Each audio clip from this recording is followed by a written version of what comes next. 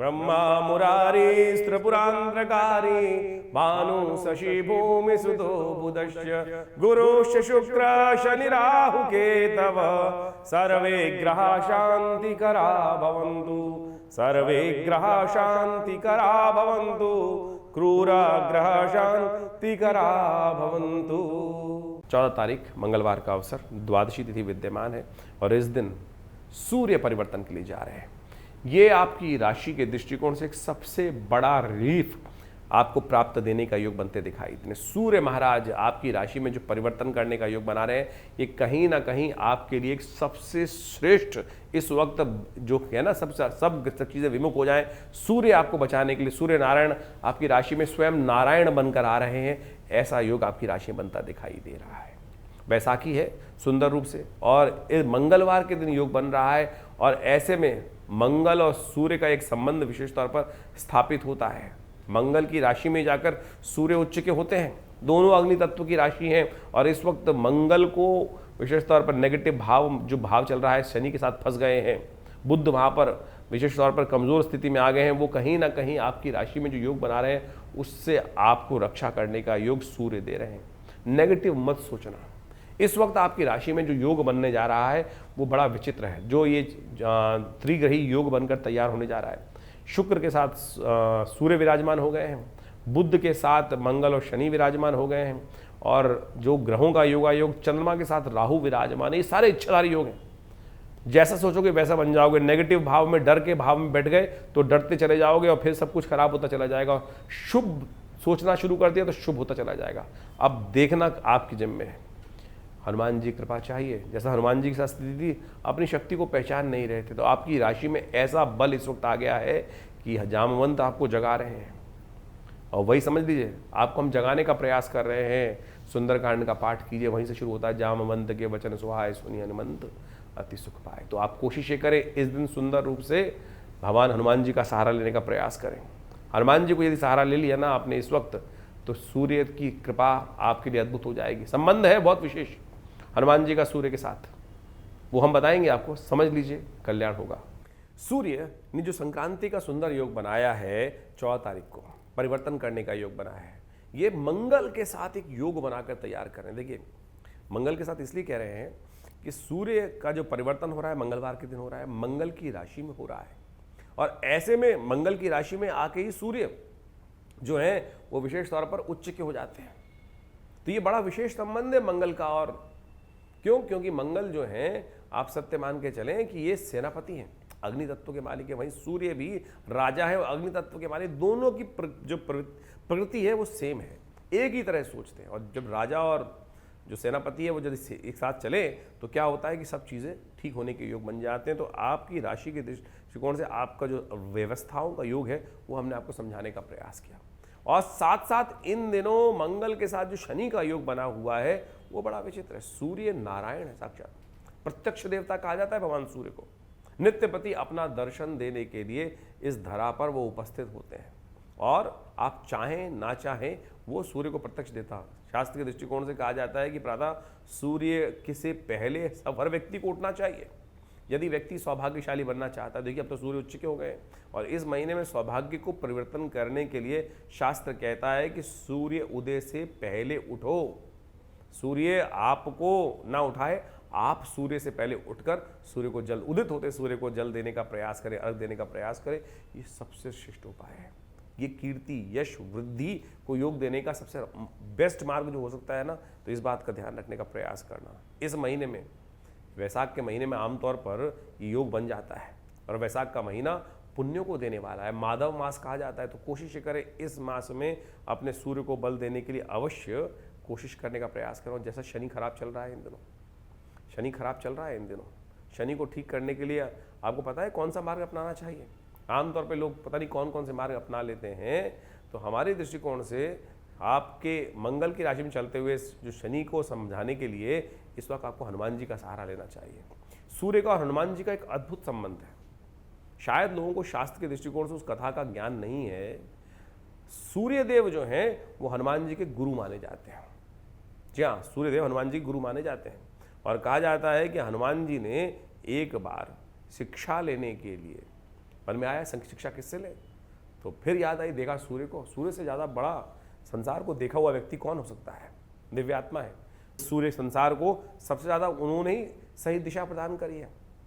तो हनुमान जी बाल्यकाल में भी एक बार उड़ के गए थे सूर्य की तरफ, फिर उड़ चले एक बार युवावस्था में, जब शिक्षा लेने की बात आई तो फिर उड़ चले एक बार सूर्य की तरफ। जब सूर्य महाराज ने देखा कि ये वही बालक है जो आ रहा है, पहले बाल्यकाल में भी आया था और ग्रास कर लिया था, तो पूरे संसार में अंधकार हो गया था, तो फिर उनको लगा कि आ रहा है परेशान करने के लिए। लेकिन हनुमान जी से वो थोड़े संकुचाए, तो उन्होंने कहा हनुमान जी से कि भाई हाँ, आप फिर कैसे आना हुआ? तो महाराज आपसे दीक्षा लेना चाहते हैं। तो भगवान सूर्य ने कहा कि हाँ, दीक्षा देने के लिए शिष्य और गुरु की एक व्यवस्था बननी चाहिए, बैठना चाहिए, बैठ के दीक्षा दी जाती है। और हमारे को तो भगवान ने एक रास्ता बना रखा है। भगवान सूर्य ने कहा कि हमको चलायमान, हम तो हमेशा चलते ही रहते हैं, तो कहाँ हम रुक सकते हैं, कब शिक्षा देंगे? तब कहा जाता है कि हनुमान जी ने कहा नहीं, शिक्षा तो हमको आपसे ही लेनी है, कि आपके साथ साथ चलेंगे। तब हनुमान जी ने, सूर्य भगवान ने कहा कि ये सिद्धांत गलत है, टालना चाहते थे वो। अब हनुमान जी ऐसा हठीला जो व्यक्ति हो कि जिसने ठान ली कल्याण का मार्ग, तो वहाँ कहाँ छोड़ने वाले? हनुमान जी से ये हट करने का तरीका भी हमको सीखना चाहिए कि गुरु कृपा प्राप्त करने के लिए किस प्रकार से हट को पकड़ना है, सही हट को पकड़ना है। वो सही हट यदि पकड़े, आमतौर पर व्यक्ति गलत हट को पकड़ते हैं और गलत हट को पकड़ने के कारण से अनिष्ट करवाते हैं, लेकिन हनुमान जी ने सही हट पकड़ी। सूर्य के समक्ष भी उपस्थित जब हुए, भगवान ने बहुत टालने का प्रयास किया सूर्य नारायण ने। उन्होंने कहा ठीक है, चलते ही रहते हैं। तो बोले हम एक काम करेंगे, आपकी तरफ आपके साथ चलेंगे। हनुमान सूर्य भगवान ने कहा कि जब साथ चलोगे तो कैसे शिक्षा मिलेगी? तो बोले आप जैसे चलेंगे तो आपके समक्ष उपस्थित रहेंगे। तो बोले आप चलोगे तब तो तुम आगे देखते हुए चलोगे तो हमको पीठ दिखाओगे। बोले नहीं, हम उल्टे चलेंगे, आपके सम्मुख रहते हुए जैसे से आप चलेंगे, तो ऐसे जब तक आप हमारे को शिक्षा देंगे तब तक हम उल्टे कदमों से चलते रहेंगे। खैर, कथा बड़ी विचित्र है और हनुमान जी ने अपनी भक्ति से, अपनी चातुर्य से भगवान सूर्य को भी पिघला दिया, शांत कर दिया।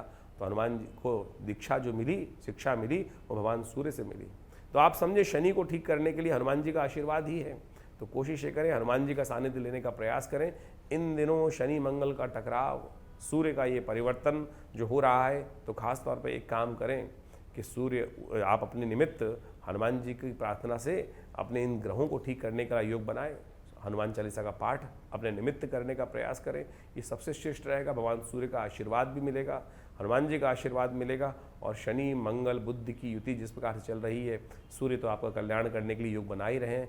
कभी कभी हो सके तो कुछ खास उपाय और भी हैं, वो करने का प्रयास करें। भगवान सूर्य को नित्यपति जल दें। ओम गणी सूर्यादित्याय नमः, इस मंत्र का स्तवन करते हुए नित्यपति भगवान सूर्य को जल देने का प्रयास करें। कभी कभी गेहूँ का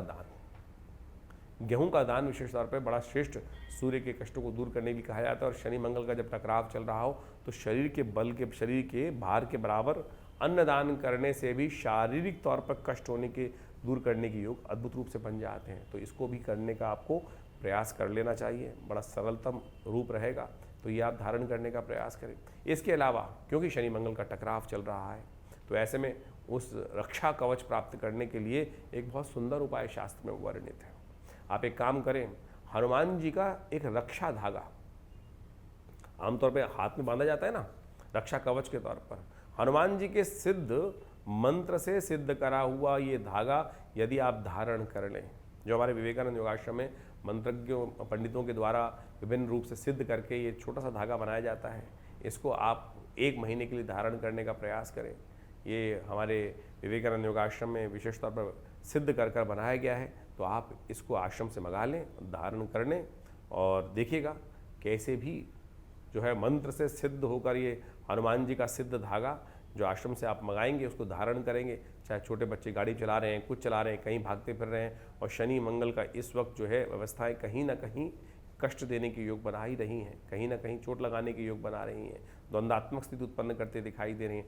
तो हनुमान जी की मंत्र से सिद्ध करा हुआ ये धागा भगवान सूर्य के नेगेटिव प्रभाव को भी ठीक करेगा और कई सारे रास्ते आपको दिखाएगा, रक्षा कवच के रूप में आपके साथ रहेगा। तो 1 महीने के लिए इसको अवश्य धारण करने का प्रयास करें, कल्याण होगा।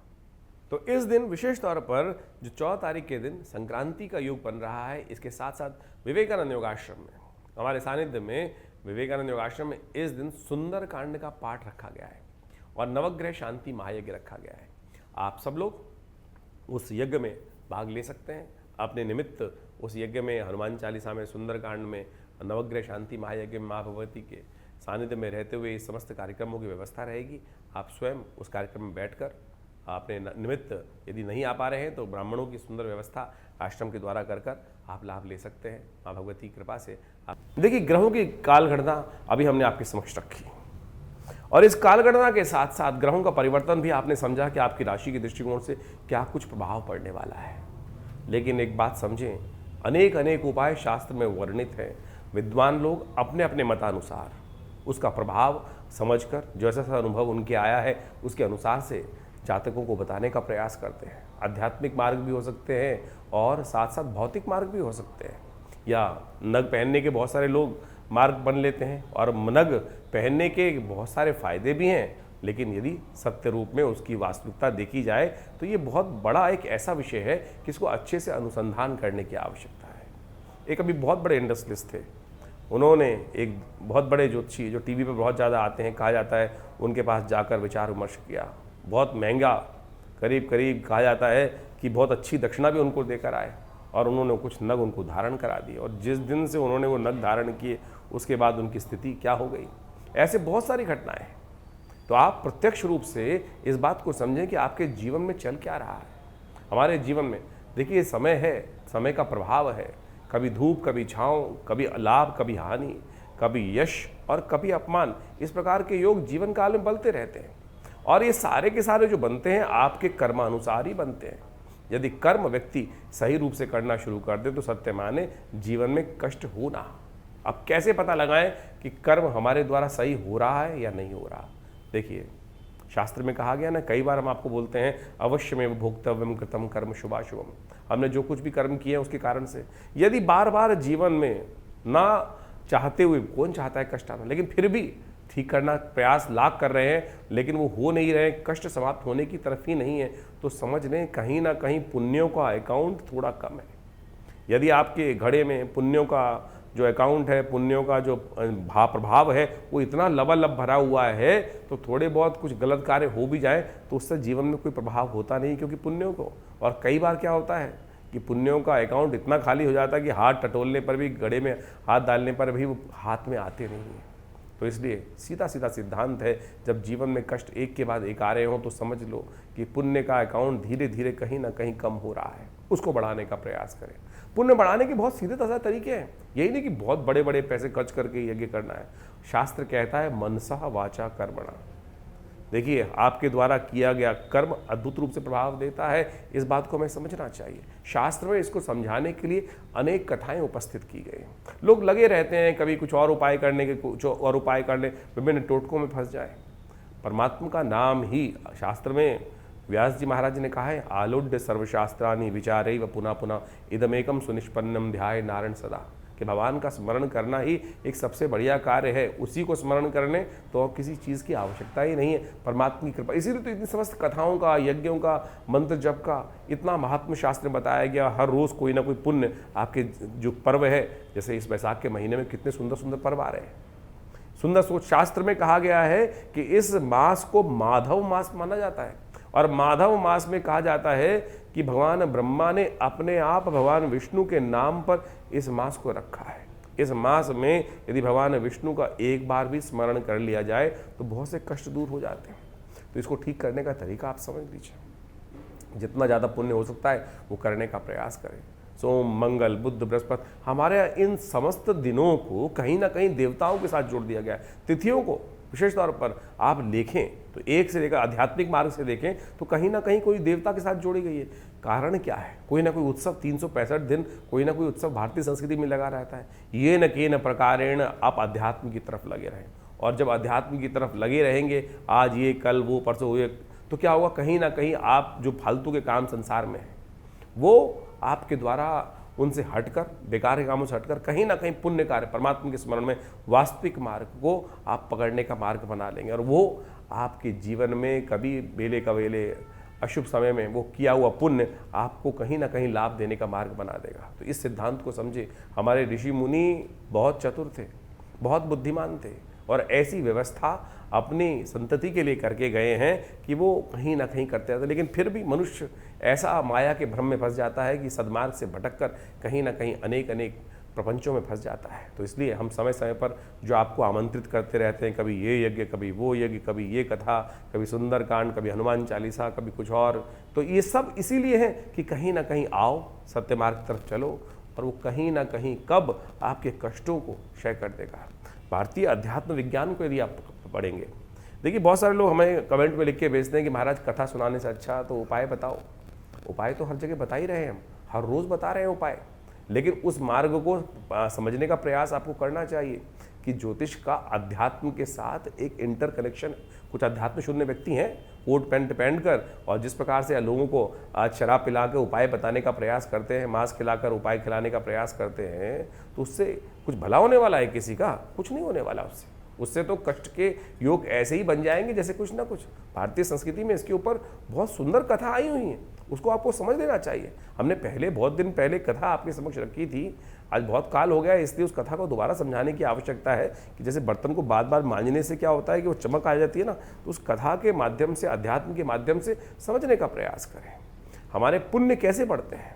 एक कसाई था, अध्यात्म के अंदर उपनिषद में कथा आई है, वो एक महात्मा जी के आश्रम के सामने ही कसाई की दुकान चलाता था, रोज हत्या करता था, रोज आजीविका पालने के लिए कसाई को मांस बेचता था। महात्मा जी अंदर यज्ञ कराते थे।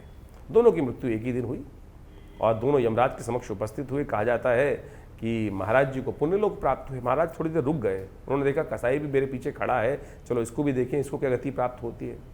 तो देखने में आया कि जो महात्मा को लोक प्राप्त हुए थे वही उस कसाई को प्राप्त हुए। तो महात्मा ने वहाँ यमराज से प्रश्न पूछा कि महाराज, मैंने इतने यज्ञ किए, मुझको वही लोक प्राप्त हुए और मेरे सामने ये हत्या करता था, जीव हत्या करता था, क्या इसको भी वही लोक प्राप्त हुए? तो यमराज जी ने उसका प्रश्न का बड़ा सुंदर, महात्मा के प्रश्न का, संत के प्रश्न का उत्तर दिया कि महाराज, इसके शरीर से ये कार्य हो रहा था, लेकिन मन से नहीं हो रहा था। मन से तो आपको ये देखकर यही भाव रखता था कि कैसे महात्मा इतने सुंदर कार्य कर रहे हैं और मुझे कुछ आता नहीं है, कब ये मेरा पुण्य जागेगा, मैं इससे हटकर पुण्य की तरफ, महात्मा के दिए हुए एक पुण्य कर्म की तरफ, जैसे यज्ञ इत्यादि, कथा इत्यादि की तरफ जाऊंगा। तो आप समझें कि आप जो भी कर्म कर रहे हैं वो तो आपके भाग्य अनुसार, आपके समक्ष, प्रारब्ध के अनुसार से आपके समक्ष आ रहा है, लेकिन यदि उससे निवृत्त होना चाहते हो तो उसमें लिप्त मत हो। ये उपनिषद की कथाएं आपके मति भ्रमों को दूर करने का प्रयास करती हैं।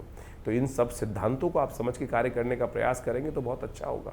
इस वैशाख के महीने में जिस प्रकार से कहा गया है कि भगवान विष्णु का सुंदर स्मरण, जैसे कार्तिक के महीने में स्नान करने का पुण्य लाभ होता है ना, वैसा ही पुण्य लाभ इस वैशाख के महात्म्य में कहा गया है। कहा जाता है पद्म पुराण में, स्कंद पुराण में, इन समस्त ग्रंथों के अंदर इस मास का अत्यधिक महत्व कहा गया है। कोशिश ये करें अपने जीवन में इन महात्मों को पढ़ने का प्रयास करें। महात्मा क्या है? टेस्टिमनीज। ये टेस्टिमनीज हैं कि जो जो जीवन में किसके घटना घटी, उन्होंने उसको सारगर्भित शास्त्र के अनुसार से किया, और उन शास्त्रों की बातों को आप यदि स्वतः पढ़ेंगे, अध्ययन करेंगे, संतों के मुख से सुनेंगे, तो आपके मन में भी विश्वास जागेगा और आपको उस कष्ट निवृत्ति का योग, यानी उससे बचने का मार्ग आपको अद्भुत रूप से मिल जाएगा। आसान बहुत रहा है, तिल की ओट पहाड़ है। आप समझें, अध्यात्म का रहस्य इतना सुंदर है, लेकिन हम विडंबनाओं में फंस जाते हैं और पता नहीं कहाँ कहाँ, कौन कौन से, किस किस स्थितियों में फंसकर कहाँ कहाँ कौन कौन से कार्य करते चले जाते हैं। सिद्धांत बहुत सीधा है, किसी भूखे को खाना खिला दो। और इस वैशाख के महीने में तो जितने पुण्य कार्य कर सकते हैं। देखिए, संक्रांति का योग इस महीने में पड़ता है, इसके बाद नरसिंह भगवान की जयंती का, कूर्म अवतार का योग इसी मास में पड़ता है। इसके साथ साथ अक्षय तृतीया, जिसके अंदर परशुराम जयंती का सुंदर पर्व मनाया जाता है। भगवान विष्णु के अनेक अवतार इसी मास में उत्पन्न हुए। और तो और युगादि भी, युग का आरंभ भी कहा जाता है अक्षय तृतीया, जिस दिन शुद्ध रूप से व्याप्त हो, उस दिन से युगादि, युग का आरंभ भी कहा जाता है कि इसी तिथि से हुआ। अक्षय तृतीया यानी जो कुछ कार्य कर रहे हो उसका अक्षय फल प्राप्ति का योग सारे के सारे वैशाख के महीने में आने वाले हैं। तो वैशाख का महीने का पुण्य बहुत अच्छा है। पुण्य कमाने का तरीका बहुत साधारण है, सीधा है, और कोई बहुत ज़्यादा रहस्य में नहीं है। ओम नमो नारायणाय, इसका यथाउचित भाव से स्मरण करने का प्रयास करें। हमने इस बार बहुत सारे कार्यक्रम आश्रम में समय समय पर आपको अवगत कराते रहते हैं, अपने चैनल के माध्यम से आपको बताते भी रहते हैं। कोशिश करें उसी मार्ग पर सीधे तौर पर चलने का प्रयास करेंगे तो बहुत कल्याण का मार्ग अवश्य होगा और कष्टों से निवृत्ति का योग बन जाएगा। ये न कि न प्रकार न जो भी हो, कैसे भी व्यवस्था बन जाए, किसी भी बहाने से उस परमात्मा के स्मरण का योग अपने जीवन में बनाने का प्रयास करें। हमारे आश्रम पे पिछले करीब 60-70 सालों से नित्य 8 घंटे यज्ञ होता है और रविवार को तो उस कार्यक्रम में हम सबको समय समय पर आमंत्रित करते ही रहते हैं। तो आप सब उस रविवार के कार्यक्रम में जो सुबह 8 बजे से लेकर करीब 11 बजे तक चलता है, भंडारा रहता है नित्यपति, उसमें भाग ले सकते हैं। बहुत सारे आश्रम में व्यवस्थाएं, गौशाला, हॉस्पिटल है पूरा, योग, प्राकृतिक चिकित्सा इत्यादि का, उसमें भी आप भारत सरकार के पैनल पर है और बहुत सारी इंश्योरेंस कंपनीज़ के पैनल पर है। योग, प्राकृतिक चिकित्सा इत्यादि का बहुत सारे कार्य समय समय पर वहाँ पर चलते ही रहते हैं। इसके अलावा अभी विश्व योग दिवस का बहुत बड़ा कार्यक्रम किया जा रहा है और उसके अंदर लगातार योग की विभिन्न श्रृंखलाओं के माध्यम से बहुत सारे कार्यक्रम भारत सरकार के साथ मिलकर विवेकानंद योग आश्रम की तरफ से पूरे भारत में सब जगह जगह पे किए जाते हैं। और उसी श्रृंखला में बहुत एक अद्भुत विज्ञान है जिसको मुद्रा विज्ञान कहा जाता है। विभिन्न हाथ के द्वारा बनाई जाई आकृति जो है वो हमारे आश्रम के द्वारा ही, हमारे पिता आचार्य श्री केशव देव जी के द्वारा ही पूरे विश्व में जगह जगह पहुंचाई गई हैं। आप समझे, इतनी छोटी छोटी चीज़ें। और इन मुद्राओं का, योग विज्ञान की मुद्राओं का अद्भुत लाभ है, आध्यात्मिक भी और साथ साथ आपके शारीरिक तौर पे कष्टों को दूर करने के लिए भी, ग्रहों के प्रभाव को भी ठीक करने के लिए। जैसे किसी का बृहस्पति खराब है, अब लाखों रुपए खर्च करके लोग पुखराज पहन रहे हैं, अरे केवल ज्ञान मुद्रा का अभ्यास कर लो। ये पहली उंगली अंगूठे के साथ लगाकर चलते फिरते उठते बैठते इस ज्ञान मुद्रा का अभ्यास करो। देखो, बिना किसी और चीज़ के, बाह्य किसी चीज़ की आवश्यकता नहीं है। बृहस्पति के नेगेटिव प्रभाव को ठीक करने के लिए ज्ञान मुद्रा अद्भुत रूप से कार्य करती है। शनि किसी का खराब चल रहा है, जैसे बहुत सारी राशियों में अलग अलग प्रभाव हम आपको बताते ही हैं। शनि मंगल का टकराव इस वक्त बड़ी अजीब स्थिति में पहुंच गया है, पूरे विश्व को कहीं ना कहीं आतंक ग्रसित करने का योग बना रहा है। तो ऐसे में शनि के दुष्प्रभाव को ठीक करने के लिए इस मुद्रा का अभ्यास, जिसको शून्य मुद्रा भी कहा जाता है, आकाश तत्व को अंगूठे के बेस पे लगा देने से शनि का नेगेटिव प्रभाव जो कुंडली में है उसको ठीक करने के लिए मुद्रा अद्भुत कार्य कर देती है। छोटी सी मुद्रा है, देखिए शनि का नेगेटिव प्रभाव चल रहा है, शनि बिल्कुल ठीक नहीं चल रहा है, तो पहली सबसे बीच वाली उंगली को अंगूठे के बीच पे लगाया और शनि के नेगेटिव प्रभाव को समाप्त करने के लिए, खत्म करने के लिए जो शनि का मंत्र जप कर रहे हैं, ओम प्रांग प्रीं प्रौंग से शनिश्चराय नमः, ये मुद्रा विज्ञान की अद्भुत, भारतीय योग विज्ञान की। आप समझे कि योग और मुद्राएं सब ये चीज़ें इंटर रिलेटेड है कि नहीं है, ज्योतिष संबंध रखती हैं, लेकिन लोग इसके प्रभाव को समझते नहीं हैं। करेंगे तो देखिए लाभ प्राप्ति के योग बन जाएंगे। सूर्य, किसी को अपने वर्चस्व को, परसोना को बढ़ाना है, कैसे कौन किस प्रकार से ठीक कर सकता है। ज्योतिषीगण बहुत सारे जो होते हैं नग बेचने वाले, वो कहते हैं माड़ी के पहन लो, अरे हम आपको सीधा उपाय बताते हैं। सूर्य यदि किसी की कुंडली में कमज़ोर है तो, या सूर्य का माउंट बैठा हुआ है, तो ये सूर्य मुद्रा है। जो रिंग फिंगर है उसके अग्रभाग को अंगुष्ठ के अग्रभाग से जोड़ देने से ये सूर्य मुद्रा बन जाती है। और अद्भुत रूप से समझें कि ये सूर्य मुद्रा आपकी पर्सनालिटी में, आपके पर्सोना में, आपके व्यक्तित्व में, आपके ओरा में एक ऐसा अद्भुत चमक उपस्थित कर देगी। तो ध्यान में ओम घृणी सूर्य आदित्याय नमः इस मंत्र का जप करते हुए 108 बार जप करें और नित्यपति इस मुद्रा का कुछ देर अभ्यास करके तो देखें। देखिए अपने आप आपके उस ओरा के अंदर अद्भुत रूप से परिवर्तन लाने का योग बिना किसी उपाय के, बिना किसी और चीज़ के, बाह्य चीज़ पे, यानी कोई नग धारण करना या कुछ और चीज़, इससे अद्भुत रूप से लाभ प्राप्त होगा। यदि किसी का बुद्ध बहुत वीक है, आमतौर पे जब बुद्ध वीक होता है तो क्या होता है कि बहुत सारी समस्याएं उत्पन्न हो जाती हैं। बहनों के साथ संबंध में कई प्रकार से, स्त्रियों के साथ संबंध खराब कर देता है, परिवार में जितनी मौसी इत्यादि उनके साथ संबंध खराब कर देता है, और तो और दांतों संबंधी समस्याएं उत्पन्न करने की योग बना देता है। तो ऐसे में बुद्ध का जब नेगेटिव प्रभाव चल रहा है उसको ठीक करने के लिए, बुद्ध के नेगेटिव प्रभाव को ठीक करने के लिए क्या किया जाए। बुद्ध की ये मुद्रा है, इसको जलोदर मुद्रा बोला जाता है, कि इसको कर लेने से बुद्ध के नेगेटिव प्रभाव को ठीक करने के लिए ये अद्भुत रूप से कार्य करती है। यानी बुद्ध की उंगली को अंगूठे के बेस पे लगा देने से ये बहुत ज़बरदस्त तरीके से आपकी समस्याओं को दूर करने का योग अद्भुत रूप से बनाएगी। ये छोटी छोटी मुद्राएं हैं, हम समय समय पर इनका प्रभाव आपको समझाते रहते हैं। कोशिश ये करें इन सब चीज़ों के साथ जुड़ने के लिए।